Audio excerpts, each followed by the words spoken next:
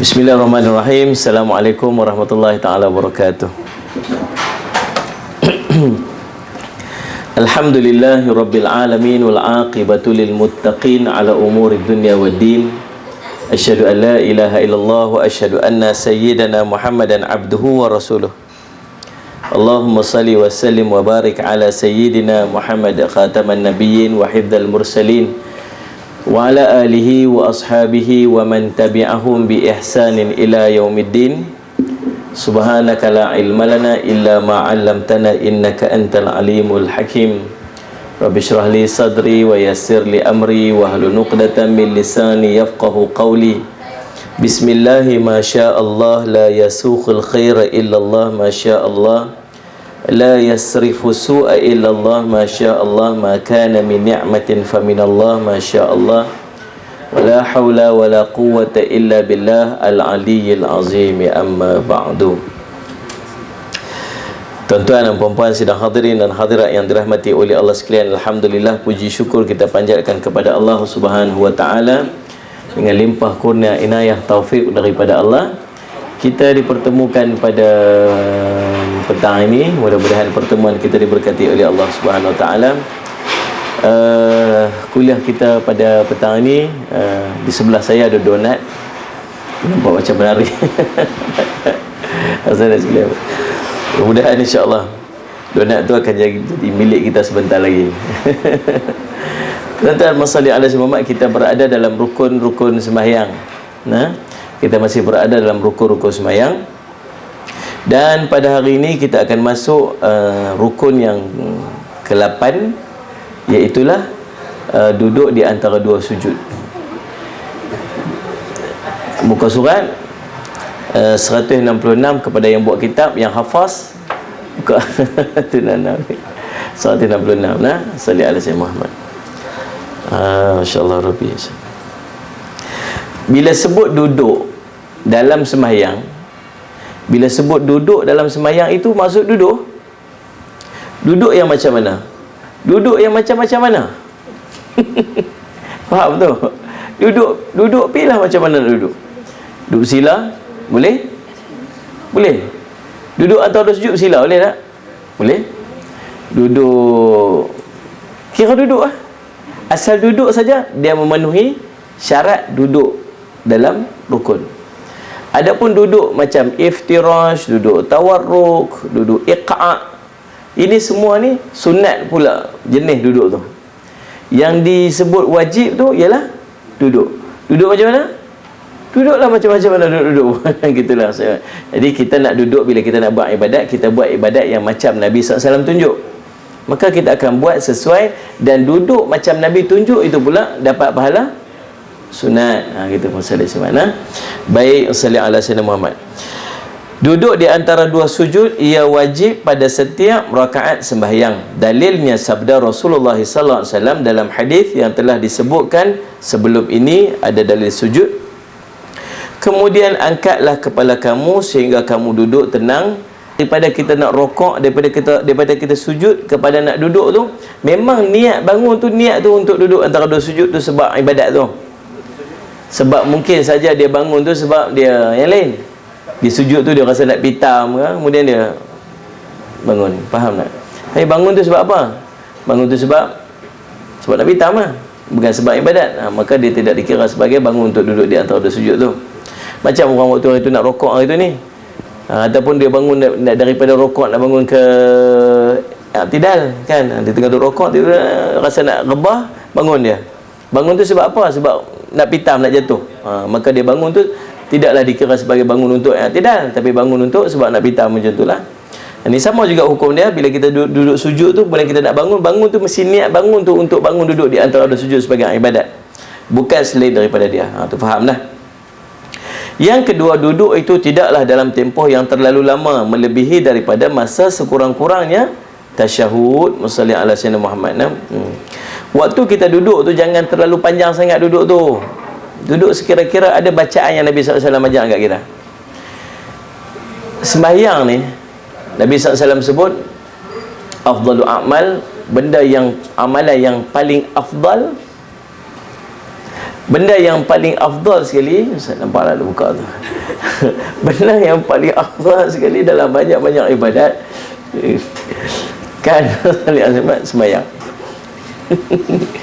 Saya juga bila duduk kuliah ada donat tepi sedap kan. Tuan-tuan masalih ala Sayyidina Muhammad, dalam banyak-banyak amalan salih ala Sayyidina Muhammad, yang paling afdal ialah sembahyang. Ada hadis Nabi SAW sebut salih ala Sayyidina Muhammad.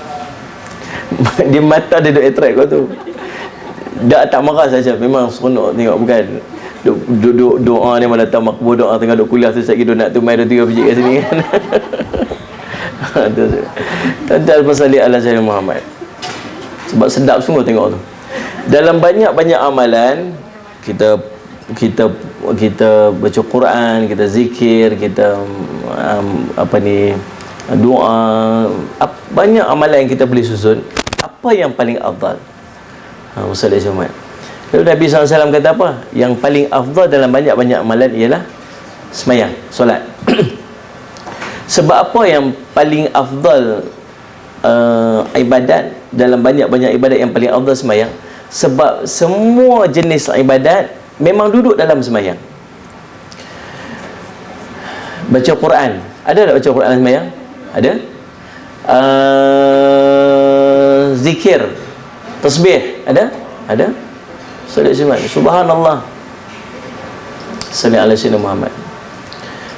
Musalli ala Sayyidina Muhammad, Nabi kata, man qala subhanallah kutiballahu lahu asyrina hasanatan wa hina anhu sayyi'atan, asyrina sayyi'atan, atau kama qala.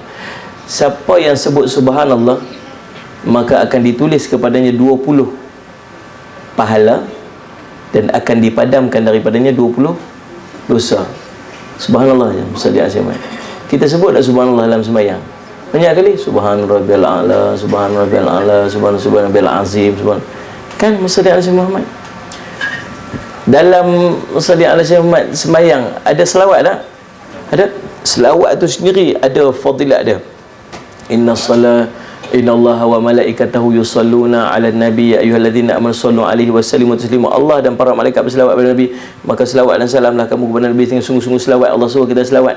Selawat tu sendiri sampai Masjid sahabat kata, ya Rasulullah, aku ni nak banyak mana nak selawat kepada kamu. Kata Ka'ab, aku banyak mana selawat Rasulullah? Kata banyaklah, banyak mana kamu nak selawatlah.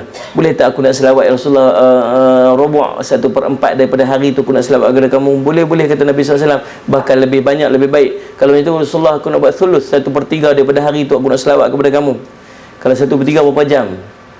Sehari 24 jam, 8 jam selawat je, 8 jam. Boleh tak? Boleh ya Rasulullah. Kalau aku nak selawat kalau macam tu aku nak selawat setengah nisfu daripada hari tu aku nak selawat kepada kamu. Boleh Rasulullah? Boleh. Bahkan lebih banyak lebih baik tu. Kalau macam tu kullu yaum, satu hari tu, suruh hari tu aku nak selawat kepada kamu Rasulullah, Allah akan mengampunkan seluruh dosa kamu dan Allah akan melepaskan kamu dari segala masalah kamu.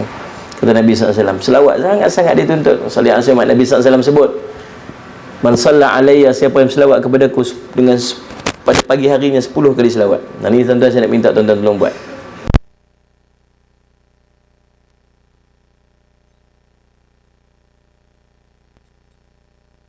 Hanya 10 kali. Minimum Allahumma salli ala Sayyidina Muhammad. Boleh Allahumma salli ala Sayyidina Muhammad wa ala ali Sayyidina Muhammad, boleh. Nah, apa saja jenis selawat, 10 kali pada waktu pagi dan 10 kali pagi pada waktu petang. Waktu mana? Lepas subuh sekali, waktu lepas asar sekali. Kata Nabi SAW, salli alaihi wasallam, maka salli alaihi wasallam, dia akan mendapat syafaat daripada aku pada hari kiamat. Tuan-tuan, nak dapat jaminan syafaat Nabi SAW, syafaat yang sangat-sangat kita harapkan di padang mahsyar, satu syafaat yang paling hebat ialah syafaat Rasulullah SAW. Tuan-tuan boleh dapat syafaat anak-anak yang soleh, boleh? Ada anak-anak kita yang kita bagi dia hafaz Quran, jadi alim ulama, jadi soleh-soleh. Nanti anak-anak kita boleh syafaat kita, bawa ajak kita masuk syurga Allah. Tuan-tuan, nanti Musa Syamat boleh dapat syafaat kawan-kawan yang soleh, sahabat-sahabat yang soleh. Ni macam perempuan tuan-tuan ni, Masya Allah, nanti jadi ahli syurga. Amin. Dia nampak wajah-wajah ahli syurga ni, Masya Allah. Nanti ada di kalangan kita, nanti pergi depan Allah dosa, tak ada dosa, Masya Allah. Bersih dosa, subhanallah. Kan? Tidak ni? Insya Allah. Insya Allah. nanti pergi depan Allah, subhanallah, dah bersih ni, nak masuk syurga ni, tengok-tengok Ustaz Jafri tengok duk kalut tu, susah tu, insya-Allah nanti tolong syafaat saya. Boleh lah, masya-Allah, tu tengoklah jawab elok tu. Dan sebab ada, kita boleh mendapat syafaat daripada orang-orang yang saleh. Boleh, kita boleh dapat syafaat alim ulama di yaumul mahsyar nanti. Sebab tu jangan duduk jauh-jauh dengan alim ulama, sebab alim ulama boleh syafaat kita. Kita bersama dengan alim ulama ni, orang-orang soleh ni, soleh alim orang alim ni, dia jalan nak pergi berjumpa dengan Nabi SAW. Salih al-Syafaat. Maka boleh dapat syafaat alim ulama. Dan kita juga boleh dapat syafaat Al-Quran. Nabi SAW kata, iqra'ul Quran fa innahu yu'til qiyamah syafi'an li ashabih. Baca Quran, nanti Quran akan datang di hari kiamat nanti bagi syafaat kepada kawan-kawan dia. Orang rajin baca Quran nanti dapat syafaat Quran.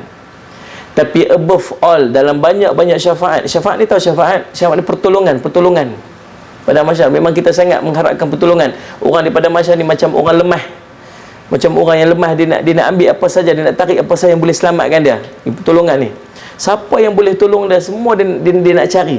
Bahkan apa saja yang boleh menyelamatkan nanti dia selamat daripada neraka, dia akan buat. Sebab tu akan ada, kita akan cari orang-orang yang hutang dengan kita RM1 nanti daripada masyarakat. Orang yang hutang dengan kita RM1 yang tak bayar, kita akan cari dia. Pasal apa? RM1 tu boleh selamatkan kita. Salih al-Syafaat. Faham tuan-tuan? Ini masalah al-Syafaat tuan-tuan. Waktu tu pertolongan orang ni sangat bernilai, sangat-sangat bernilai, masya-Allah Rabbi. Dan kita sangat-sangat memerlukan kepada syafaat. Dan syafaat yang paling besar sekali daripada segala jenis syafaat ialah syafaat Rasulullah SAW. Kalau dapat syafaat Rasulullah, syafaat yang lain selesai dah. Kalau bangun-bangun duduk dengan Rasulullah SAW, maksud dia tak payah risau dengan syafaat yang lain. Syafaat Rasulullah tu boleh menyelamatkan kita dah. Jaminan nak dapat syafaat Rasulullah SAW. Nabi kata apa? Siapa selawat pada aku 10 kali pagi dan 10 kali petang, maka dia akan mendapat syafaatku nanti yaumul qiyamah. Hadis ulama sebut isnadnya hasan, dengan maksud perawinya subhanallah semua dipercayai, insya-Allah. Tuan-tuan masalih al-Syafaat, buat bagi lekat amalan tu. Baik, selawat ada tak dalam sembahyang? Ada. Salih ala Muhammad. Antara amalan yang kita boleh buat tiap hari, doa. Doa ni juga merupakan ibadat, walaupun doa tu kita minta untuk kita. Doa ni kita minta untuk kita, tapi doa tu sendiri ada pahala. Doa tu sendiri juga ibadat. Dalam sembahyang ada doa tak? Ada. Dalam sembahyang ada doa, dalam sembahyang ada selawat, dalam sembahyang ada tasbih, dalam sembahyang ada baca Quran. Bahkan dalam solat ada satu benda nama puasa pun ada dalam sembahyang. Tidak. Tak boleh makan, tak boleh minum, musalli sembahyang. No? Puasa buat dalam sembahyang. Jadi dalam banyak ibadat tu semua terhimpun dalam sembahyang. Sebab tu Nabi SAW sebut apa? Yang paling afdal di antara banyak amalan, kalaulah nanti subhanallah kita kena pilih di antara mana satu amalan dalam banyak-banyak amalan mana, kalau contoh waktu tu kita nak buat satu amalan dan time tu sangat limited dan kita kena pilih apa yang kita kena buat, nak baca Quran, nak zikir, nak sembahyang, nak apa, yang mana satu nak kena buat ni, time yang limited sangat, yang kita nak, kita banyak amalan, maka waktu tu nak pilih apa? Sembahyang, solat. Sebab solat ni semua ada dekat dalam dia, terangkum kat dalam dia. Itu maksud daripada Nabi SAW. Faham tuan-tuan maksudnya? Dan sebab tu Nabi susun dekat kita dalam sembahyang tu ada doa-doa dia. Antara doa yang kita baca waktu kita duduk di antara dua sujud. Sebab tu kena faham. Alangkah cantiknya kalau kita faham apa kita doa tu. Rabbighfirli warhamni wajburni warfa'ni warzuqni wahdini wa'afini wa'afu anni Allahu Rabbi subhanahu. Faham lah? Faham tak faham? Nabi kata apa? Maksudnya Rabbighfirli masalli ala Sayyidina Muhammad. Ya Allah, ya Tuhanku, ampunlah aku, dosa banyak ni ya Allah, malasnya sembahyang ya Allah, tak sedapnya ibadat ya Allah, tak khusyuknya ibadat ya Allah, malasnya aku dengan ni Masya Allah, semua banyak masalah ya Allah, tolonglah ampun dosa aku ya Allah. Pertama, warhamni. Apa dia warhamni? Rahmatilah aku. Rahmat ni apa? Kasih sayang. Kasihlah dekat aku ya Allah, sayanglah dekat aku ya Allah, minta pada Allah masalah. Kemudian masalah semat wajburni. Wajburni apa? Tutuplah aib aku. Tidak, dosa banyak ni Masya Allah. Kalaulah orang tahu apa yang aku buat, Masya Allah, malu sebab. tutup aib dunia, tutup aib di akhirat, tutup aib di padang mahsyar. Jangan tunjuk amalan-amalan aku yang aku duk buat dulu, jahat-jahat aku duk buat tu. Kemudian warfa'ni apa? Angkat apa? Darjat. Angkat darjat. Darjat ni sangat penting, tuan-tuan. Sallallahu alaihi Muhammad. Sebab tu amalan apa sahaja yang Nabi sebut tentang darjat, buat. Nabi sebut darjat, buat. Angkat darjat, buat. Nabi sebut sallallahu alaihi wasallam, kadang-kadang tuan-tuan, doa-doa kita Allah makbul. Kita selalu duduk angkat, ya Allah, angkatlah darjat aku, angkat darjat aku, angkat darjat aku. Kita duduk angkat, kita duduk sallallahu alaihi wasallam, minta Allah angkat darjat. Angkat darjat ni dengan amalan yang mengangkat darjat. Kadang-kadang kita tak tahu apa amalan yang boleh mengangkat darjat. Jadi Allah nak bagi ilmu tu, Allah gerak hati kita untuk mai duduk dalam majlis. Mai duduk majlis macam ni, tiba-tiba ustaz cakap buat amalan macam ni. Faham lah? Orang yang dapat darjat yang tinggi waktu hidup di dunia, subhanallah, seluruh daripada hidup dalam dunia ni semua jadi mudah jadi pahala belaka. Orang muqantirin, buat amal apa jadi pahala, buat amal apa jadi pahala, buat amal apa jadi pahala. Subhanallah, maksud macam mana? Dia hidup dalam guidance of Allah, dia hidup dalam bimbingan Allah. Dia tak akan buat sesuatu yang salah daripada kehendak Allah. Allah akan bagi ilham kat dia untuk buat semua benda yang semua jadi pahala dekat dia. Tu hebatnya orang yang dapat darjat yang tinggi dalam syurga di dunia, darjat yang tinggi dalam kubur, dapat nikmat kubur, dapat darjat yang tinggi di padang mahsyar, duduk di bawah perlindungan arasy Allah, dapat kitab amal sebelah tangan kanan, dapat minum daripada telaga Nabi sallallahu alaihi wasallam, dapat pula nanti masuk syurga tanpa hisab. Dapat syurga tanpa hisab ni nikmat sangat besar. Orang yang dapat masuk syurga tanpa hisab ni, dosa bawa banyak ni, subhanallah, duk takutlah api neraka tu hitam tu. Tiba-tiba Allah kata bangun orang ni masuk syurga, pergi masuk syurga. Masya Allah, pasal apa nak masuk syurga ni? Dah Allah tak mau tengok dosa-dosa, pergi masuk syurga. Allah, leganya, subhanallah. Lega satu hai, dapat masuk syurga. Yang kedua, dosa tak ditayangkan. Dia sendiri pun tak tengok dosa-dosa dulu ni. Sebab kita nanti semua akan tengok dosa-dosa kita, tapi dia tak payah tengok dosa dia. Kalau setakat kita tengok dosa kita tak apa, orang lain pun tengok dosa kita. Duk tayang waktu kita duduk seorang-seorang dulu, waktu kita duduk buat maksiat dulu semua itu. Ya Allah, mak kita tengok, anak kita tengok, cucu kita tengok waktu tu. Allah cerita, walau tara idil mujrimuna nakisu ru'usihim, tunduk kepala mereka inda rabbihim, depan Tuhan mereka, tunduk malu. Dia nak tengok sendiri pun dia malu. Dulu waktu dia duduk buat seorang-seorang, siapa pun tak tengok, tapi hari tu semua orang akan tengok. Dulu dia buat seorang-seorang pasal apa? Pasal dia malu orang tengok dia buat maksiat tu. Tapi hari tu semua orang akan tengok dosa-dosa dia, subhanallah. Orang yang masuk syurga tanpa hisab, siapa pun tak tengok dosa dia. Lega, masya-Allah Rabbi. Dan nikmat orang dapat masuk syurga tanpa hisab ni ialah dia tak payah menunggu untuk ditimbang amal. Timbang amal apa? Menunggu timbang amal tu entah beratus-ratus tahun lagi. Seorang di depan kita umur dia 60 tahun. Bayangkan Allah nak kira dia RM1 pertama, RM1 kedua, RM1 ketiga, RM1 keempat, berapa ribu ringgit dia ada. Ni dapat mana, belanja ke mana, halal haram pun semua. Entah RM1 tu dah berapa lama, belanja RM1 tak sampai 5 minit, entah berapa lama nak kira RM1 ni. Anda faham tak? Lama sangat menunggu. Orang yang masuk syurga tanpa hisab tak payah dah, terus je masuk syurga. Subhanallah, tu tian-tian orang dapat nikmat darjat yang tinggi di pada mahsyar. Bahkan darjat tinggi dalam syurga, orang yang dapat darjat tinggi dalam syurga pun, dalam syurga sendiri pun ada darjat. Nabi duk cerita tentang darjat orang dalam syurga ni, Muhammad, dia akan tengok orang yang darjat lebih tinggi pada dia macam bintang kat langit. Berkilau-kilau malam ni, keluar kat luar rumah tengok di langit nampak bintang klik-klik. Itulah tingkatan darjat di syurga. Sampai Nabi, sampai para sahabat kata apa? Yang tinggi darjat dalam syurga tu, yang duduk di atas klik-klik itu para Nabi kah ya Rasulullah? Nabi kata, demi Allah yang jiwa Muhammad dalam genggaman dia, dan ia juga milik orang-orang mukmin, orang-orang yang beriman, dan orang-orang yang membenarkan rasul-rasul dia. Maksud dia apa? Kita juga boleh duduk dapat darjat tinggi tu. Faham tak ni maksudnya?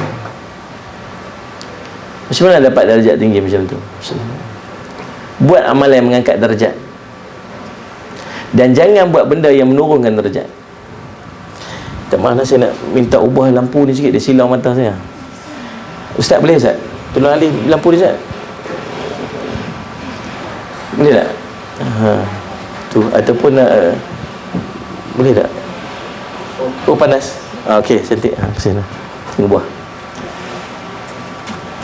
Dia duduk reflect dengan kaca tu, panas tu, buluh-buluh ni. Macam ustaz ni banyak songeh ni. Orang lain memang hijab tak kata apa pun. Entah, oh tu baru cerah sikit. Baik, musalli ala Syekh Muhammad. Buat amalan yang mengangkat darjat. Seorang sahabat nama Rabi'ah bin Ka'ab al-Aslami, dia berjumpa dengan Rasulullah. Ya Rasulullah, Rasulullah beritahu dekat dia, wahai Rabi'ah, mau tak aku minta apa-apa daripada aku? Minta apa-apa daripada aku? Nabi SAW, ni satu pengiktirafan Nabi bagi dekat Rabi'ah ni. Rabi'ah kata apa? Saya nak satu dari Rasulullah. Satu je nak minta Rasulullah. Apa dia Rasulullah kata Rabi'ah, dia kata aku nak berdamping dengan kamu dalam syurga. Rasulullah, aku nak duduk dengan kamu dalam syurga. Rabi'ah ni punya cerdik. Dia tahu kalau dia dapat duduk berdamping dengan Nabi SAW dalam syurga, maksud dia dapat darjat paling tinggi. Dapat darjat paling, sebab manusia yang dapat darjat paling tinggi dalam syurga adalah Rasulullah SAW. Bila dia duduk dengan Nabi SAW dalam syurga, maksud dia dapat darjat paling tinggi. Dan maksud kalau dia dapat darjat paling tinggi dalam syurga, darjat yang seluruhnya dari dunia, dengan kubur dia, dengan padang mahsyar, semua dah selesai dah. Faham dah? Ni kita cerdiknya Rabi'ah. Lalu Nabi SAW kata apa? Wahai Rabi'ah, kamu mintalah, kamu tolonglah aku untuk menunaikan hajat kamu itu dengan kamu memperbanyakkan sujud. Maksud rupanya nak angkat darjat kita sampai duduk berdamping dengan Nabi dalam syurga ni, maksud dia kita kena perbanyak sujud. Bila sebut perbanyak sujud, maksud banyak apa? Solat lah. Nabi SAW kata, ma min abdin yasjudu lillah illa kataballahu lahu bihi hasanatan. Tidaklah seorang hamba yang sujud kepada Allah dengan satu sujud, melainkan Allah menulis baginya satu pahala, dan Allah akan memadam baginya satu dosa. Wa rafa'a bi darajatan, dan Allah akan angkat daripada satu darjat. Sujud satu darjat. Kita sembahyang zuhur 4 rakaat, berapa sujud dah ada? 8 sujud dah. 8 sujud maksud 8 pahala Allah bagi, 8 dosa Allah pada 8 darjat Allah angkat. Sebab tu banyak sembahyang 2 rakaat sebelum sembahyang subuh, lagi sembahyang subuh, sembahyang subuh 2 rakaat pula. Dah berapa dah? Dah 4 dah. Lagi kita sembahyang pula duha pula 4 rakaat. Dah berapa dah? Lepas tu kita sembahyang pula zuhur, sebelum zuhur 4 rakaat lagi, zuhur 4 rakaat lagi, lepas zuhur 4 rakaat lagi, sebelum asar 4 rakaat lagi, zuhur asar 4 rakaat lagi, sebelum maghrib 2 rakaat lagi, maghrib 3 rakaat lagi, selepas maghrib pula 2 rakaat lagi, sebelum isyak pula 2 rakaat lagi, isyak pula 4 rakaat lagi, lepas isyak pula 4 rakaat lagi, kan? Lepas tu witir pula 3 rakaat lagi. Total semua tuan-tuan tengok berapa sujud kita dah buat satu hari. Dan banyak itulah pahala Allah akan bagi, banyak itulah dosa Allah padam, dan banyak itulah darjat Allah angkat. Lagi banyak lagi. Sebab tu para sahabat pulun sungguh. Imam Ahmad dalam riwayat hidup dia kata, Abdullah anak Imam Ahmad sendiri sembahyang satu malam 300 rakaat. Imam Ahmad bin Hanbal, bayangkan kalau 300 rakaat dia sembahyang sunat dia saja malam tu saja, 600 pahala dia dapat, 600 dosa dia angkat, dan 600 darjat dia diangkat di sisi Allah. Di hujung-hujung ayat dia kata Abdullah, Imam Ahmad kurangkan sembahyang daripada 150 rakaat. Itu pun sangat banyak. Faham tak? Sallallahu alaihi wasallam. Nabi SAW sebut lagi tentang ambil wuduk, berjalan ke masjid, setiap langkah dapat satu pahala di padang dosa dan diangkat satu darjat. Lagi masa waktu baca la ilaha illallah wa la syarikalah lahul mulku wa lahul hamdu yuhyi wa ala kulli syai'in qadir 10 kali selepas maghrib, 10 kali selepas subuh, itu juga diberi 10 pahala, dipadam 10 dosa dan diangkat 10 darjat. Ni yang paling seronok sikit yang ni. Lagi banyak darjat Allah angkat. Nabi kata man dakhala suq, siapa yang masuk ke pasar. Ni sedap sikit dengar. Masuk pasar pun dapat darjat. Ada, masya-Allah Rabbi, salli ala Syekh Muhammad. Man dakhala suq, siapa yang masuk ke pasar, kata Nabi SAW. Kemudian faqala, kemudian dia mengatakan apa? Baca apa? Siapa tahu? Baca apa? Masuk pasar daripada umur 6 tahun dulu ni yang baik. La ilaha illallah wahdahu la syarikalah lahul mulku wa lahul hamdu yuhyi wa yumitu biyadihil khair. Tambah sikit tu, biyadi bayadal ha alif lam kha ya ra, biyadihil khair wa huwa ala kulli syai'in qadir. La ilaha illallah syarikalah lahul mulku wa lahul hamdu yuhyi wa yumitu biyadihil khair wa huwa ala kulli syai'in qadir. Baca yang tu, man dakhala suq, siapa masuk pasar baca yang tu, kutiballahu lahu alfi hasanatan, akan ditulis kepadanya 1,000,000 pahala. 1,000,000, subhanallah. Bukan sikit-sikit. Sayuk pun dapat, 1,000,000 pahala lagi dapat. Subhanallah. Kemudian dipadam daripadanya alfa alfi sayyi'atan, dipadam sejuta dosa. Sejuta Ustaz, Masya Allah, dosa saya pun tak sampai sejuta. Dia kata duk kira dalam 1000 lebih gitu je. Sejuta dosa Allah padam. Lagi wa rafa'a bi alfa alfi darajatan, dan Allah akan mengangkat daripada sejuta darjat. Sejuta darjat. Ya Allah Rabbi, ni cerita amalan-amalan mengangkat darjat. Buat Ustaz Ismail, faham lah? Buatlah. Dah tahu berapa kali nak buat. Ada jawab itu 100 Ustaz. 100 jenuh lah duk sila kat situ, kedai pun tutup dah. Sekali saja cukup Ustaz Ismail. Maidin kira ada Ustaz? Maidin lah, Maidin masuk juga. Apa jenis pasar, orang berniaga ramai-ramai masuk macam itu. Ni cerita amalan-amalan yang kita boleh buat, yang boleh mengangkat darjat. Nah, Ustaz Ismail, apa saja amalan yang kita, dan tolong dengar elok-elok, jangan buat benda yang akan menjatuhkan darjat. Ni Nabi SAW sebut, orang lelaki-lelaki tolong dengar, orang muslimat balik bagi tahu kat suami. Orang lelaki tolong buat, dan orang perempuan tolong bagi tahu kat suami dan anak-anak lelaki, jangan buat benda ni. Nabi SAW kata apa? Ikhdzurul Jum'ah, main Jumaat. Nabi suruh anak kita pergi main Jumaat, lagi-lagi suami pergi main Jumaat nak tuan tak pergi main, confirm pergi lah. Ikhdzurul Jum'ah, main Jumaat, kata Nabi SAW. Kemudian wadnu minal imam, kemudian duduk dekat dengan imam. Nabi suruh jangan duduk jauh-jauh dengan imam. Maksud dia dekat mana khatib khutbah nak baca, nanti khutbah tu main duduk dekat tu, jangan duduk jauh-jauh. Fa inna rajulun, kata Nabi SAW, sesungguhnya seorang lelaki yang dia suka duduk jauh-jauh dengan imam. Ni ramai tak orang macam lagu ni? Ramai, bukan ramai, berlambak. Kita pergi masjid tengok dekat luar tu ramai orang, subhanallah. Pasal apa tak duduk dalam kosong. Dalam tu pasang aircon 23 biji, sejuk macam duduk kat dalam Maybank tu. Tapi dia suka duduk di luar, dia suka duduk luar. Pasal apa duduk di luar dengan panas, dengan berpeluh? Pasal apa? Tak tahu. Muslimat juga balik tanya suami, abang duduk pergi sembahyang Jumaat, abang suka duduk kat mana? Dia kata, "Mah, tahu tak masjid itu tu? Tahu. Tahu tak lorong toilet tepi tu? Tahu. Kat situ abang suka duduk." Aduh, semua suka duduk kat toilet. Ada tak? Pasal apa suka duduk jauh-jauh? Nabi kata, sungguhnya seorang lelaki yang suka duduk jauh daripada imam, maka dia akan dibelakangkan tempat duduknya di dalam syurga sekalipun dia masuk syurga. Dia akan duduk belakang-belakang dalam syurga sekalipun. Kita Nabi suruh duduk cari darjat tinggi-tinggi, duduk dekat dengan Nabi, duduk darjat paling tinggi. Nabi suruh kalau nak minta kamu masuk syurga, minta syurga Firdaus, syurga paling hebat, dapat darjat paling tinggi. Tapi kes dia setiap minggu hari Jumaat yang setengah jam tu dia suka duduk jauh-jauh, kes tu dia akan di belakang.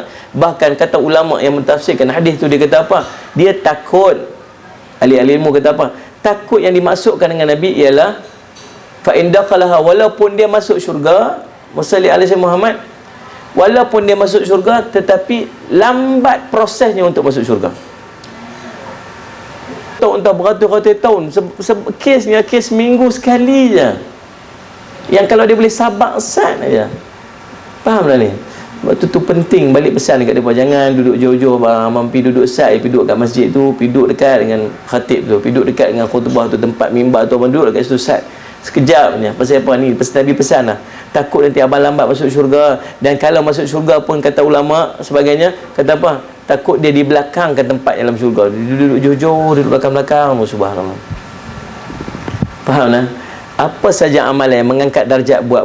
Nabi suruh banyakkan sujud, kita banyakkan sembahyang. Nabi suruh masalli ala sayyidina Muhammad, tuan-tuan buat masalli ala sayyidina Muhammad. Tadi bacaan amalan waktu kita pergi pasar, buat. Tadi la ilaha illallah apa semua tu yang kita buat lepas sembahyang, buat. Apa saya Nabi SAW sebut? Bagi pahala, padam dosa, angkat darjat. Bagi pahala, padam dosa, angkat darjat. Dapat saja ilmu tu, buat. Dapat saja ilmu tu, buat. Sebab mengangkat darjat ini sangat istimewa di sisi Allah, menunjukkan betapa kita ni, sama ada kita ni mulia ataupun tidak di sisi Allah Subhanahu Wa Taala. Faham tak? Sebabkan doa dalam tu warfa'ni, angkat darjat aku. Kemudian wahdini, tidak? Wabighfirli warhamni wajburni. Kemudian warfa'ni, angkat. Kemudian warzuqni, warzuqni, ya Allah bagi rezeki, kurniakanlah rezeki dekat aku. Rezeki yang macam mana? Rezeki yang berkat. Rezeki yang macam mana? Rezeki yang halal. Sallallahu alaihi Muhammad. Nah, kemudian warzuqni wahdini. Wahdini ni apa? Bagi hidayah dekat aku, bagi petunjuk. Sebab kita bukan tahu amalan yang kita buat ni, sallallahu alaihi Muhammad, apa yang akan kita buat, apa yang akan kita lalui ini, Allah suka ataupun tidak, sesuai ataupun tidak dengan kita ni. Maka tuan-tuan, ada orang yang dia duduk dalam petunjuk Allah. Seronok orang yang dapat duduk dalam hidayah ni. Macam mana tuan-tuan? Masa Isyamat, semua ibadat dia semua jadi permudah. Allah permudah. Dia berjalan sekali azan, pergi semayang. Dia singgah sekali, singgah masjid, dia ingat nak berhenti sat, ada tazkirah, ada kuliah, dia duduk dengar. Ada saja benda Allah bagi pahala kat dia. Dia nak pergi, dia rasa nak semayang surah Allahu Akbar sekali, ada orang mai ikut dia semayang, dapat semayang jemaah dengan dia. Ni orang sentiasa dapat petunjuk, dapat ganjaran. Masalli ala Sayyidina Muhammad. Tuan-tuan sekalian, kalau dia nak buat satu benda, Allah akan ilhamkan dia untuk buat yang sesuai dengan kehendak Allah, yang boleh jadi pahala kat dia. Orang dapat petunjuk semua. Faham tuan-tuan? Allah tak izin dia untuk buat maksiat. Wa'afini, salli ala Sayyidina Muhammad. Ya Allah, sihatkan aku, afiatkan aku. Afini ni maksud musalli ala Sayyidina Muhammad, bagi keselamatan. Wa'fu anni, maafkan aku dosa-dosa. Tuan-tuan, ada hadis Nabi SAW, wa'afini wa'fu anni. Ada seorang sahabat pergi jumpa Rasulullah. Ini dua doa yang sangat istimewa. Wa'afini wa'fu anni ni, ini satu doa yang sangat istimewa, doa yang paling afdal, doa yang paling hebat daripada segala jenis doa. Wa'afini wa'fu anni. Dalil dia, seorang sahabat jumpa Rasulullah. Ya Rasulullah sallallahu alaihi wasallam Muhammad, ayu doa ya afdal, apakah doa yang paling afdal untuk aku minta? Sudahlah banyak-banyak doa ni, doa apa yang paling afdal sekali? Seorang sahabat ni tanya. Ya, kita ni kan banyak benda kita nak minta daripada Allah. Anak-anak masalah, rumah tangga masalah, niaga kerja masalah. Maksudnya takut tengoklah ni tuan-tuan, salih azimat. Keadaan kita punya duk jaga dalam rumah, keluar rumah anak-anak kita ni macam-macam jadi. Nah, Ustaz. Risau, saya risau. Saya sangat risau. Saya ada anak perempuan. Perempuan saya dah besar-besar lah. Yang sulung dah SPM lah, 17. Yang buat 2 dah 16. Perempuan juga. Buat 3 berapa belah dah lupa dah. 13, 12 macam tu. Belah-belah semua anak-anak besar-besar lah. Bila kita tengok mereka makin besar, kita makin risau tuan, maksudnya macam-macam duk jadi. Kita duk tengok masalah semat lah ni tuan-tuan. Kita ni sangat harap Allah tolong kita, tolong jaga anak-anak kita. Sebab kita tak ada kekuatan kita nak jaga bila anak-anak kita duduk luar daripada pandangan kita. Tapi saudara, apa yang kita boleh buat melainkan kita nak doa minta. Sallallahu alaihi Muhammad. Masalah dalam rumah tangga, masalah pendapatan, rezeki, macam-macam yang kita nak minta kepada Allah. Sebab tu tuan-tuan, cuba ambil waktu yang makbul doa, 1/3 akhir malam. Waktu yanzilu Rabbana tabaraka wa ta'ala fi kulli lailatin ila sama'id dunya, waktu yang Allah Subhanahu wa ta'ala turun ke langit dunia. Yang maksud Allah terlalu hampir dengan hamba dia. Waktu tu Allah kata maydu'uni fastajib lahu, siapa berdoa pada aku nak mustajabkan. Siapa yang minta apa-apa kepada aku nak tunaikan. Siapa yang nak minta ampun dosa-dosa aku daripada aku nak ampunkan. Waktu makbul doa, waktu Allah tunai segala hajat, waktu Allah nak ampun segala dosa. Cuba waktu tu tuan-tuan susun doa kita tu elok. Susun doa kita yang kita ulang pada setiap malam. Mula-mula minta ampun segala dosa kita, kemudian minta ampun dosa ibu ayah kita, kemudian kita minta ampun dosa pasangan hidup kita, kemudian kita minta ampun dosa anak-anak kita, kemudian kita minta ampun dosa ahli keluarga kita seluruh, kemudian kita minta ampun seluruh masyarakat. Ini bahagian pertama, minta ampun. Masuk pula bahagian kedua, minta Allah bantu dalam urusan kehidupan kita pula. Apa hajat tuan-tuan dalam kehidupan? Minta rezeki berkat, minta rumah tangga dapat sakinah, ketenangan, minta anak-anak jadi anak-anak soleh, minta anak-anak jangan jadi fitnah dekat kita waktu kita hidup, minta anak-anak kita jadi maksudnya orang-orang yang boleh menyejukkan mata hati, menawar hati kita. Minta masalli ala Sayyidina Muhammad tuan-tuan, masalli ala Sayyidina Muhammad, minta supaya dijauhkan kita daripada fitnah, jauh kita daripada musibah, jauh daripada penyakit, jauh daripada ujian yang tak mampu untuk kita tanggung. Minta supaya minta jauh daripada perkara yang kita tak ingini. Itu waktu dalam hidup ni. Habis bab kedua dalam hidup, masuk pula bab ketiga. Bab ketiga pula waktu mana? Waktu mati. Minta supaya mati husnul khatimah, minta mati sedang melakukan amal soleh, minta jangan mati dalam fitnah, minta mati supaya mati dalam keadaan yang baik, minta mati dalam keadaan dapat mengucap 2 kalimah syahadah, minta mati sedang melakukan amal soleh. Boleh juga minta mati tengah semayang, minta mana tahu Allah bagi dekat kita. Faham tak? Habis pula bab mati, masuk pula bab dalam kubur pula. Bab yang keberapa dah? Yang keempat dah. Yang keempat dah. Bab keempat dalam kubur pula, minta kubur jadi taman-taman syurga, minta kubur jadi lapang, minta terang kubur, minta jangan kubur jadi lubang api neraka, minta masalli ala Sayyidina Muhammad, kubur kita dapat nikmat kubur. Selesai bab kubur, masuk bab kelima, padang mahsyar. Minta supaya dapat perlindungan arasy Allah, minta Allah kesian dekat kita, minta kita ni jadi dapat minum daripada telaga Nabi, minta kita dapat maksudnya suratan amal tangan kanan, minta supaya suratan amal berat amal timbangan kita tu sebelah kanan, minta maksudnya kita dapat masuk syurga Allah tanpa hisab. Jangan lupa yang tu. Kemudian habis pada mahsyar, masuk pula bab berikut dia, waktu melintas titian sirat. Ya Allah, bagilah mudah aku melintas titian 6. Bagilah aku melintas dengan cepat, dapatlah bantu dan tolong akulah, apa semua sebagainya. Bagilah aku dapat syafaat Rasulullah SAW, golongkan aku di kalangan orang yang dapat syafaatnya Nabi SAW. Kemudian tuan-tuan, last sekali, minta ya Allah, masukkanlah aku dalam syurga-Mu dan jauhlah aku daripada neraka-Mu, dan angkatlah darjat aku dalam syurga, dan bagilah aku berdamping dengan Nabi SAW dalam syurga. Itu susunan doa yang kita boleh buat setiap hari, yang tuan-tuan boleh ulang. Tuan-tuan balik, tuan-tuan taik balik elok. Faham tak? Setiap kali bangun, waktu yang mustajab doa tu, baca yang tu. Tuan-tuan nak pergi umrah, 1 round tawaf 1 bab. Masuk round kedua tawaf, bab kedua. Ada berapa bab? 7 bab. Dapat 7, selesai 7 tawaf. Dan tak sekalian, ini doa kita ni, seorang mukmin, hubungan kita dengan Allah, senjata kita paling utama, paling ampuh sekali doa. Dan Nabi sangat-sangat tunggu kita doa. Masalah kita sendiri tak faham kita minta doa apa. Nak sekalian musalli ala Sayyidina Muhammad. Masya-Allah Rabbi. Tapi dalam banyak-banyak doa kita nak minta ni, yang kita nak minta doa semua tu, ya doa apa paling afdal? Sahabat ni tanya Rasulullah, ayu doa afdal ya Rasulullah? Doa apa paling afdal sekali yang kau nak minta ni? Kata Nabi SAW, al-afu. Nampak tu? Wa'afini, wa'fu anni. Al-afu ni apa? Minta ampun.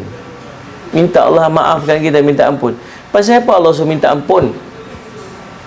Pasal apa Allah wa'fu anni tu?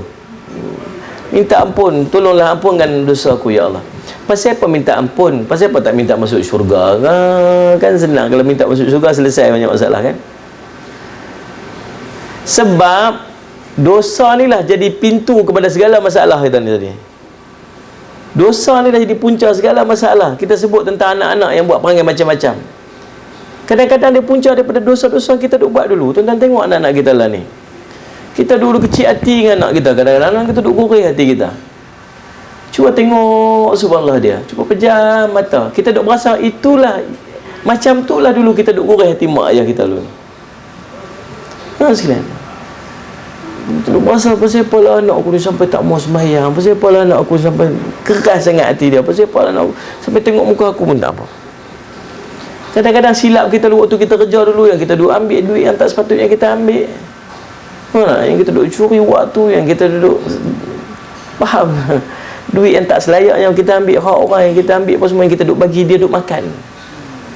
Kesan dia lah ni sampai lah ni, tuan-tuan sekalian. Baca satu kisah, satu doa. Sebab tu mak-mak ni dia kena jaga bahasa mulut dengan anak-anak. Ada seorang ibu sallallahu alaihi wasallam Muhammad. Kita kadang-kadang cepat sangat respon dengan anak kan. Jadi anak dia kecil waktu tu. Jadi dia tengah anak dia duduk kayu basikal apa semua, langgak dia punya vast. Dia punya apa? Pasu dia yang cantik, yang mahal. Perang pecah pasu dia. Dia kata anak bertuah, orang kata lah lebih kurang. Ni lah, dia kata apa mai. Tu kena sikit. Sebit tak mati tu. Biar patah riuk tu, tulang-tulang tu semua tu. Roboh. Sebut lagu tu je. Kadang-kadang kan kita bahasa kita macam tu. Bodoh tu biasalah kata kat anak. Bodoh lah apa. Anak hantu. Katakan ada anak hantu, dia lah hantu tu anak dia. Macam-macam dia kata. Kadang bahasa mak, dia terlupa yang perkataan mak ni doa. Tahu tak? Gitu. Tuan-tuan, selepas 25 tahun anak dia tu pun dah besar, dah kerja. Satu anak dia jadi seorang engineer. Hebat. Dia asuh anak dia sampai anak dia jadi seorang engineer yang hebat. Lepas tu waktu dia buat, waktu umur dia 25 tahun, dia dah berkahwin, dia dah hidup, keluarga dia bahagia, dia dah ada cucu. Anak dia pun dah besar, dah 20 lebih dah umur dia. Satu hari anak dia pergi kerja. Kemudian Masya Allah Muhammad, waktu dia pergi kerja tu, belakang dia beli satu tempat projek tu, benda-benda atau projek tu jatuh dan timpa anak dia tu, dan patah riuk tulang anak dia. Hancur macam bersupai-supai macam tu, sampai orang angkat anak dia, bawa pergi ke hospital tu, macam patah-patah habis tubuh badan dia, bawa pergi ke hospital. Masya Allah Muhammad. Tuan-tuan, waktu orang telefon dia tu, kata pergi tengok anak dia kat hospital. Ni kisah benar tu, saya baca ni kisah benar. Kemudian dia pergi, Masya Allah, dia pergi ke hospital tengok. Waktu dia tengok anak dia yang patah riuk tu, waktu tu seolah macam ada bisik dekat dia, kata apa? Nah, doa yang kamu minta dulu dah makbul lah. Doa yang kamu minta dulu, kamu nak tulang dia patah riuk, kamu nak anak kamu mati, kamu nak anak kamu patah riuk macam tu, dah makbul dah ni. Selepas 25 tahun Allah makbulkan doa kamu tu. Waktu tu dia rebah pengsan. Sebab tu jaga kadang-kadang mulut muslimat kita ni kan. Kadang-kadang memanglah anak-anak kita tu macam-macam. Sallallahu alaihi Muhammad. Sebab tu dulu orang tua-tua dulu kata apa? Anak bertuah. Dia marah kat anak, bertuah punya anak tu, dia nak apa? Nak alih supaya doa tu jadi elok. Allah sekalian muslimat orang tua-tua. Kita nak sebab tu jaga Allah sallallahu alaihi Muhammad. Anak kita. Anak yang duk jadi anak-anak kita lah ni tu, kadang-kadang silap kita duk buat dulu. Kita duk toreh hati mak kita dulu, yang mak kita duk menangis malam-malam macam tu, anak kita duk toreh hati kita lah ni. Yang kita dulu, yang mak kita dulu duk menangis pasal kita lah ni, kita duk menangis pasal anak kita macam tu, mak kita duk menangis pasal kita dulu ni. Sebab tu kadang-kadang tengok wajah anak, ya Allah, kalau boleh nak patah balik time tu, nak patah balik dulu ni, nak pergi peluk tubuh mak tu, nak pergi peluk tubuh ayah tu, nak minta ampun lah, ayah tak mau buat macam ni, tak buat dah macam ni. Tapi tak boleh dah, ayah dah meninggal dah, tak ada lah. Kalau lah tak buat silap tu, anak kita pun tak jadi macam tu. Macam tu lah. Kita faham tak? Yang cerita rezeki tak berkat lah ni, yang cerita duit tak tahu pergi mana, yang lepas satu timpa lah satu, yang duk timpa-timpa. Pasal apa ni? Ada benda kita buat dulu ni, yang rezeki yang kita duk ambil, yang duit yang kita duk ambil, yang entah apa-apa, yang apa semua ni duk jadilah ni. Kita faham tak ni? Kalau lah boleh patah balik tu, tak mau buat yang tu supaya tak jadi macam ni. Punca dia apa? Dosa lah, silap yang kita buat dulu tu yang duk jadilah ni. Yang kita duk minta, ya Allah tolonglah selesaikan aku yang ni, ya Allah tolonglah selesai ni, selesai. Dan minta selesai ni sebab apa? Sebab ada pintu dia, ada punca dia. Apa dia? Dosa. Sebab tu Nabi suruh minta ampun, selesai, buka pintu tu, selesai semua masalah yang ni. Faham ni? Oh serius, orang bersepah lunak pun tak ada. Ada masalah macam mana? Itu cerita dia. Ni isu KWSP kan. KWSP, ada orang mesej kat saya, Ustaz, apa ni, apa hukum ni nak ambil KWSP syariah ni kan. Saya kata wajib. Pasal apa wajib? Pasal dulu kita tak ada options. Dulu kita tak ada option, tak ada pilihan. Bila tak ada pilihan, we have no choice lah.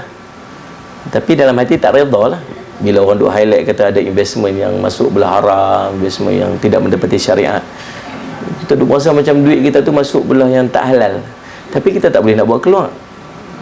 Dalam hati ni rasa tak redha. Kita rasa menjumpa seranah kan. Duit kita masuk kat dalam tu, kemudian dia invest ikut suka dia. Kita tak redha lah duit kita duk invest belah-belah yang haram macam tu. Waktu tu kita tak ada pilihan.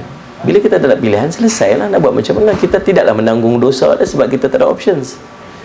Tiba-tiba dibuat option dekat kita, dibuat pilihan. Satu yang dulu yang kamu duk argue sangat, yang kamu tak redha tu, dan sekarang ada satu yang yang dikatakan menepati syariah. Waktu tu wajib tak beralih? Wajib pindah, sebab kita dah ada options antara makan ayam yang sembelih dengan orang Islam dengan sembelih orang bukan Islam. Faham tak? Wajib makan yang Islam. Tak, tapi mana pelik kono melik tu cerita lain. Dia pusing belik ke mana, cerita lain. Itu hak dia. Tapi dia dah offer kat kita satu yang mendapati syariah yang dia kata. Maka wajib untuk kita beralih. Tiba-tiba sedih hati saya bila saya duk tengok, duk bincang dalam grup tu. Dia kata apa? Macam mana kita nak ambil investment yang syariah ni sedangkan dia tidak menjanjikan pulangan? Kemudian kita berhadapan dengan risiko, mungkin saja akan jadi rugi. Yang konvensional ni dia ada pulangan, dia ada percentage, dia akan ada setiap tahun dia akan bagi dividen. Yang ni dia tidak menjanjikan pulangan, dia tak janjikan dividen. Kamu memilih untuk syariah tu sebab kamu nak untung ke kamu nak cari yang halal? Cari yang halal. Dia kata apa? Sebab kalau kita masuk syariah, nanti kalau tak boleh nak patah balik dah, ambil yang konvensional ni. Pasal apa nak patah balik ambil konvensional sedangkan yang tu dah tahu kata haram? Faham tak? Nak abang kata apa? Kita ni dengan duit ni masih duk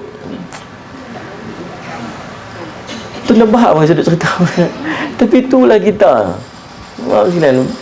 Dengan material, dengan nampak ni kita masih duk timbang hal agama lagi dengan duit. Bukan banyak mana pun. Kalau boleh kaya raya dengan masuk ke WSP tu, Allah tak apalah kalau sekali masuk tu dapat beli banglo ke apa semua dekat tepi Putrajaya punya tu ke, tak apalah, tahan kira juga. Ni tak banyak mana pun, tak padan dengan nanti nak disumbat dalam ni neraka nanti dengan api-api dekat lampu makan riba. Tu faham ke? Sedih hati kita tuan-tuan, benda-benda yang macam ni pun tak kerti nak timbang. Faham tak nak? Maksud dia, tu cerita dia. Tu cerita lain. Nabi nak abang kata, Nabi kata apa? Saya nak cerita apa? Banyak masalah dalam hidup kita ni. Banyak masalah dalam hidup kita ni sebenarnya berpunca pada dosa-dosa memang kita duk buat dulu. Kalaulah boleh clear yang ni, kalaulah kita boleh pecahkan pintu ni dosa ni, maka selesai banyak masalah kita tu. Faham tak? Dan Nabi SAW sebut apa? Yang keduanya minta apa? Al-afiyah. Al-afiyah ni apa? Al-afiyah fi dunia wal akhirah, minta keselamatan. Keselamatan apa? Fi dunia, waktu hidup di dunia dia, dan di akhirat dia. Masalih ala Syekh Muhammad. Ini dua doa yang Nabi SAW anjurkan. Dan kedua-dua doa ni ada dekat mana? Dekat mana? Dekat duduk di antara dua-dua sujud tu lah. InsyaAllah Rabbi. Tuan-tuan, masalih ala Syekh Muhammad. Tu, saya cerita satu-satu tadi ni. Allahumma rabbighfirli warhamni. Kasih sayang Allah kita minta. Wajburni, Allah tutup aib kita. Warfa'ni, Allah angkat darjat kita. Cerita satu-satu tu. Kemudian warfa'ni warzuqni, minta Allah rezeki kita, rezeki halal apa semua. Wa'afini wa'fu anni, itu doa yang afdal yang Nabi SAW ajar dekat kita. Semua ada dekat dalam duduk antara dua sujud. Alangkah cantiknya kalau kita faham apa yang kita minta waktu duduk antara dua sujud tu kan. InsyaAllah Rabbi. Yang ketiga, tamakninah, iaitu sekurang-kurang kadarnya dengan mengucap tasbih. Musalli asy-syamad. Bangun, kalau dia tak sebut pun, kalau dia tak baca Rabbi firli warhamni wajibni fa'ni, sekadar-kadarnya duduk pause kejap, sekadar-kadar sebutan tasbih.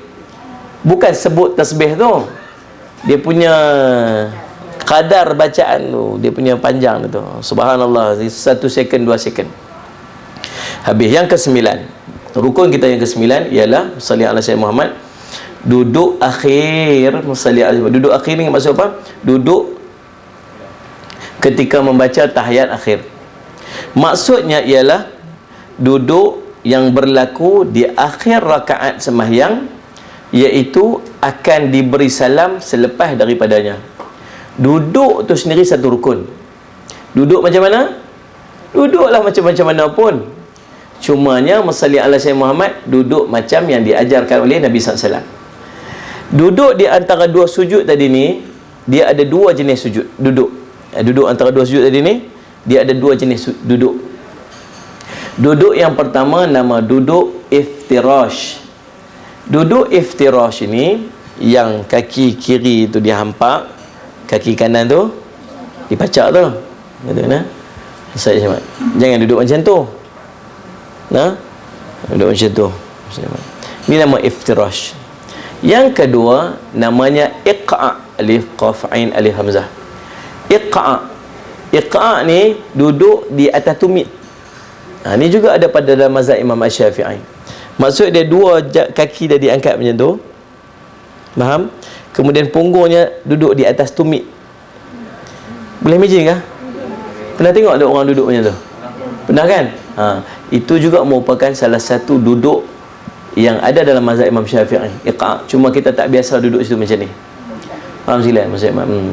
Pasal apa ada 2-3 jenis duduk ni? Sebab mungkin ada waktunya kita tak boleh nak duduk macam tu, maka kita duduk macam ni. Faham tak? Kena kaki tergeliat ke, buah kaki sakit ke, ada bisui ke. Saya hari tu pergi semayang sekali dekat Masjid Haram, Masjid Nabawi. Waktu tu lepas waktu maghrib. Teringatlah duk ralik-ralik semayang, ralik sembang. Lepas tu tengok dah azan maghrib lah. Baru kelang kabut nak pi kan, waktu maghrib tu dah jam. Semua nak pi. Kita pun pi lambat dah. Baru nak ambil wuduk pun semua. Pi elok sampai waktu tu tengok orang dah semayang dekat luar. Sampai kat luar dekat kawasan putih. Waktu tu kemah. Waktu tu payung tu tak ada lagi. Dekat luar tu. Kemudian saya tengok semua waktu tu semua duk pakai kasut. Semua semayang pakai selipar. Saya kata, buka lah selipar sama. Saya duduk kata aku tu kan, dalam hati kita, buka lah selipar sama. Kemudian kita pun kondom bagus lah, tak selipar kat tepi, pijak. Allahu Akbar. Baru 2-3 minit puasa, panas. Lantai dia panas, batuk orang semua pakai selipar. Kita duduk berdiri lah, subhanallah, kaki duduk cari selipar. Kaki duduk cari selipar, tak jumpa dah. Allah subhanallah. Tuan-tuan, waktu berdiri tak pagi, tapak kaki tu tahan kira lagi. Tuan-tuan, waktu duduk tahiyat awal, duduk antara dua sujud. Yang duduk atas ni, kulit atas ni. Oh, subhanallah, tuan-tuan. Masya Allah, Rabbi. Kaki duduk je. Kalau boleh nak pergi meringan-ringan, dia kaki ni panas, insya Allah, Rabbi. Sebab tu kadang-kadang, kena tahu juga ada jenis-jenis duduk yang diajak Nabi kalau tak mampu untuk duduk yang macam tu. Kadang kita semayang atas batu. Kita tak boleh letak macam tu. Kita duduk macam tu. Iqa' dia panggil. Akhir, yang duduk tahiyat akhir, salih alaihi wasallam, duduk tahiyat akhir, dia ada dua jenis duduk juga, iaitulah iftirash, duduk macam tahiyat awal tu, dan juga yang keduanya tawarruk. Tawarruk ini duduk pada mazhab Imam Asy-Syafi'i. Mazhab Imam Asy-Syafi'i pasal Nabi pernah duduk macam tu. Tuan-tuan tengok, kalau mazhab yang lain dia biasa duduk tahiyat akhir tu macam tahiyat awal. Sebab Nabi juga biasa duduk macam tu. Dalam hadis Nabi pernah duduk juga tawarruk tu. Imam Syafi'i kata dah Nabi biasa duduk macam tu, kita duduk macam tu dapat pahala. Pahala sunnah Nabi SAW.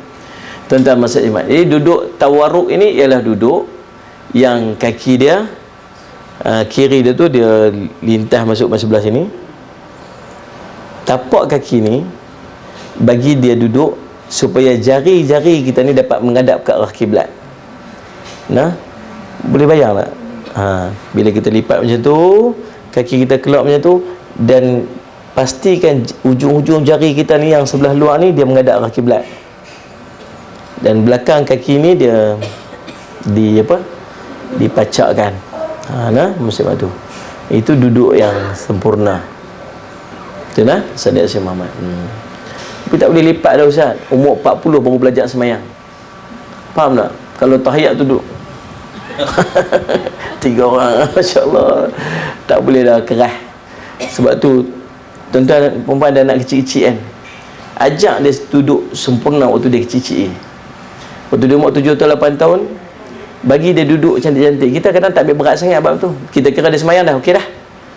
Padahal benda kecil-kecil, benda-benda yang macam nak lipat kaki macam mana, nak rokok macam mana. Kalau tuan-tuan tengok kadang-kadang dia sembahyang, kita tengok dia sembahyang tu, oh dah sejuk hati dah, nu anak sembahyang dah. Tapi duduk kadang kaki tak macam tu.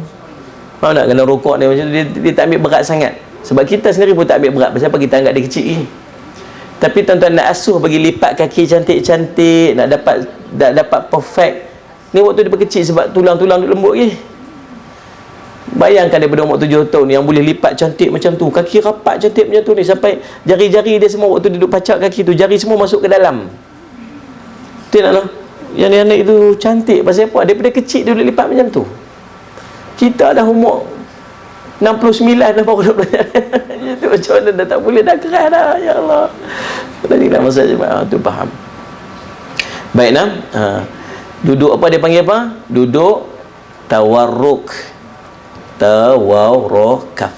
Tawarruk. Nah, salli ala sayyidina Muhammad. Habis. Kemudian salli ala sayyidina Muhammad, tuan-tuan. Yang ke-10 ialah membaca tasyahud pada duduk akhir rakaat. Yang berikutnya dah tu duduk tu satu rukun dah. Membaca tasyahud pula satu rukun lagi. Membaca tasyahud ni sampai tahun mana? At-tahiyyatu mubarakatuh salawatu tayyibatu lillah. Assalamu alayka ayuhan nabi wa rahmatullahi wa barakatuh. Assalamu alayna wa ala ibadillahi salihin. Asyhadu an la ilaha illallah wa asyhadu anna Muhammadar Rasulullah. Sampai kat situ. Itu bacaan tasyahud. Daripada at-tahiyyah sampai mengucap 2 kalimah syahadah, situ dia panggil bacaan tasyahud. Faham nah? Sebab lepas bacaan tasyahud ada satu lagi rukun. Apa dia? Selawat kepada Nabi SAW. Ini sebagaimana telah diriwayatkan oleh Al-Bukhari bahawa, dan Muslim dan lainnya daripada Ibnu Mas'ud radhiyallahu anhu, bahawa dia menceritakan apabila kami bersembahyang bersama-sama Nabi SAW, kami berkata, di sisi Al-Baihaqi dan Darul Qutni disebutkan kami berkata sebelum difardukan tasyahud kepada kami, salam sejahtera ke atas Allah sebelum para hambanya, salam sejahtera ke atas Jibril, salam sejahtera ke atas Mikail, salam sejahtera ke atas si fulan. Ini dulu bacaan dulu sebelum diajak bacaan tasyahud kepada Nabi SAW. Kemudian apabila selesai sembahyang, Rasulullah menghadap mukanya ke arah kami lalu bersabda, sesungguhnya Allah itu Tuhan yang bersifat As-Salam. Apabila seseorang kamu duduk dalam sembahyang, maka hendaklah dia membaca at-tahiyyatu. Kemudian selepas daripada itu barulah Nabi ajak kepada para sahabat tentang bacaan tasyahud. As-Salam ialah salah satu nama daripada nama-nama Allah. Setengah ulama mengatakan maknanya ialah Allah selamat ataupun bersih daripada segala keaiban dan kebinasaan yang berlaku kepada makhluk. Rujuk kitab An-Nihayah. Sekurang-kurang bacaan tasyahud itu apa? Sekurang-kurang bacaan tasyahud ialah at-tahiyyatu lillahi salamu alayka ayyuhan nabiyyu wa rahmatullahi wa barakatuh. Assalamu alayna wa ala ibadillahi salihin. Asyhadu an la ilaha illallah wa asyhadu anna Muhammadan Rasulullah. Itu bacaan yang sekurang-kurangnya. Kita dah biasa dah sebut dah. At-tahiyyatu mubarakatuh salawatu tayyibatu lillah. Yang ni cuma ada sedikit tambahan. At-tahiyyatu lillahi salamu alayka. Dan tuan-tuan berdasarkan kepada hadis yang dipetik daripada musnad Nabi sallallahu alaihi wasallam. Terdapat beberapa riwayat, kesemuanya adalah sahih, yang meriwayatkan lafaz tasyahud ini, dan lafaz yang sempurna di sisi Imam Asy-Syafi'i adalah sebagaimana telah diriwayatkan oleh Muslim dan lainnya daripada Ibnu Abbas radhiyallahu anhu, bahawa dia berkata, Rasulullah sallallahu alaihi wasallam mengajar kami membaca tasyahud sebagaimana baginda sallallahu alaihi wasallam mengajar kami membaca Al-Quran. Ibnu Abbas cerita, Musalli ala sayyidina Muhammad, Rasulullah ajak kami baca tasyahud ni macam Rasulullah ajak kami baca Quran. Nabi ajak macam mana? At-tahiyyatul mubarakatus salawatut tayyibatu lillah. Assalamu alayka ayyuhan nabiyyu wa rahmatullahi wa barakatuh. Assalamu alayna wa ala ibadillahi salihin. Asyhadu an la ilaha illallah wa asyhadu anna Muhammadan Rasulullah. Tu maksud dia tu dah. segala ucapan penghormatan yang membawa kepada keberkatan dan selawat yang baik kepada bagi Allah. Salam sejahtera, rahmat dan keberkatan Allah ke atas engkau wahai Nabi. Salam sejahtera ke atas kami juga dan para hamba Allah yang saleh. Aku bersaksi tidak Tuhan semua melainkan Allah, dan aku menyaksikan bahawa Nabi Muhammad itu pesuruh Allah. Tu ini kita dah baca dah. Ini yang dipetik, yang diamalkan pada mazhab Imam Asy-Syafi'i rahimahullah. Baiklah, musalli ala sayyidina Muhammad. Beberapa perkara yang perlu diambil perhatian ketika membaca tasyahud. Yang ni insya-Allah musalli ala sayyidina Muhammad kita sambung pada pertemuan kita yang akan datang, sebab dia juga melibatkan kepada dia panggil muslimat perkara-perkara yang boleh menyebabkan batal ataupun tidak sahnya rukun-rukun qauli. Rukun qauli bukan tasyahud saja, Fatihah, takbir, tasyahud, selawat dan salam, 5 waktu. Jadi insya-Allah tuan-tuan tanda elok kat situ muka surat 168, perkara yang perlu diambil perhatian ketika membaca tasyahud. Tuan, kita berhenti dekat situ insya-Allah. Saya minta ampun, minta maaf salah dan silap. Qul qawli hadza wa astaghfirullah li wa lakum. Wassalamualaikum warahmatullahi taala wabarakatuh. Bismillahirrahmanirrahim. Alhamdulillahirabbil alamin. Wassalatu wassalamu ala rasulihil amin sayyidina Muhammadin wa ala alihi washabihi ajma'in. Allahumma faqihna fid din wa 'allimna ta'wil waj'alna min ibadikas salihin wahdinas siratal mustaqim. Allahumma arina haqqan haqqan warzuqna ittiba'ah wa arina batila batilan warzuqna ijtinabah. Wa sallallahu ala sayyidina Muhammadin wa ala alihi wa sahbihi wasallam. Walhamdulillahi rabbil alamin.